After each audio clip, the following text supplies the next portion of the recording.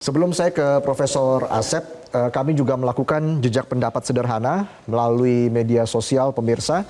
Dan kita lihat berikut ini dengan pertanyaan apakah pengelolaan anggaran sudah berpihak pada rakyat miskin, yang mengatakan sudah 25%, yang mengatakan belum 75%. Nah, artinya di sini memang masyarakat pesimis mayoritas ya. Prof. Asep, tanggapan Anda seperti apa dengan jejak pendapat ini?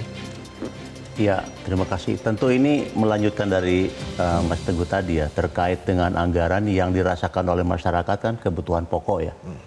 Misalnya kita melihat bahwa yang paling banyak di masyarakat itu kelas ya rendah, para petani misalnya, dan juga para masyarakat yang untuk akses ke pendidikan misalnya. Bagaimana akses pendidikan ini masih rendah sekali. Ya. Artinya bagaimana yang disebut tadi priority yang dilakukan oleh pemerintah terkait dengan aspek ya misalnya pupuk, bibit, kemudian ekosistem pertanian dan sebagainya. Sudah dilakukan apa belum? Betul misalnya akan dilakukan dengan istilah project food estate. Apakah ini sudah dilakukan atau dirancang dengan secara baik? Bagaimana skala besar yang tadi disampaikan untuk visinya seperti apa? Visi jangka panjang. Ya, apakah ini hanya ad hoc atau memang dilakukan secara ekosistem? Belum lagi di aspek peternakan dan juga perkebunan dan lain sebagainya. Dan yang kalau kita lihat disebut masyarakat miskin adalah dalam konteks misalnya tentang kesehatan, Ya. juga pendidikan. Nah ini juga yang kita harus awasi, harus kita waspadai bagaimana konteks pendidikan ini sendiri yang dalam konteks Indonesia punya daya saing atau tidak.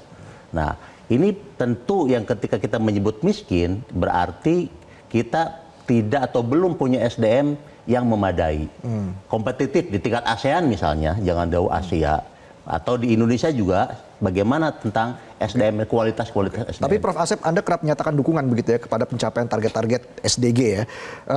Apakah kebijakan anggarannya sudah mencerminkan keberpihakan pada pemberdayaan ekonomi lemah? Kalau dilihat dari ini tentu ada hal-hal yang harus diusahakan ya. Masih rendah sekali perhatian kepada masyarakat miskin. Terutama bagaimana kepedulian itu, coba kita lihat sekarang. Para petani dari data misalnya yang umur 54 sampai 55 sudah mulai turun. Anak-anak muda sudah tertarik kepada pertanian. Padahal kita masyarakatnya kan masyarakat agraris yang membutuhkan tuh. Jangan sampai kita dalam tanda kutip kelaparan gara-gara kita tidak punya akses. Kemarin disebutkan kita bisa ekspor beras. Sekarang bahkan kita mengimpor. Ini artinya ada sesuatu yang harus kita lakukan bagaimana penguatan di masyarakat bawah terkait dengan skill. Nah, saya lihat nampaknya anggaran-anggaran lebih kepada teknis ya, bukan kepada hal yang substantif. Maksudnya penyediaan-penyediaan bagaimana jadi masyarakat. kebanyakan salah sasaran ini sejauh ini. Ya banyak yang salah sasaran tentunya, sehingga tidak ada priority yang tadi disampaikan oleh Mas Teguh. Prioritas apa sebenarnya? Sehingga ada evaluasi. Sebenarnya dalam konteks anggaran untuk masyarakat miskin ada evaluasi secara kontinu atau tidak. Misalnya dalam 5 tahun, kemudian 5 tahun berikutnya. Sehingga memang ada kontinuitas, sehingga tidak jejak gitu, lompat ke sini, kemudian yang tadi disebutkan hanya untuk menjaga keseimbangan saja, sehingga mengeluarkan uang dari saku kiri ke saku kanan hanya untuk menjaga kestabilan. Sementara untuk keunggulan tidak dilakukan. Sementara negara lain kayak Vietnam, Thailand, kita kalah bersaing oleh mereka. Padahal kita sudah punya sumber. Lobster misalnya, masih ribut kita tentang lobster.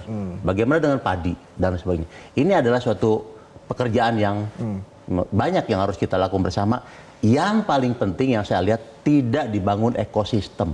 Ekosistem, ya, ekosistem dalam konteks antar departemen tidak begitu. Baik. Jelajahi cara baru mendapatkan informasi. Download Metro TV Extend sekarang.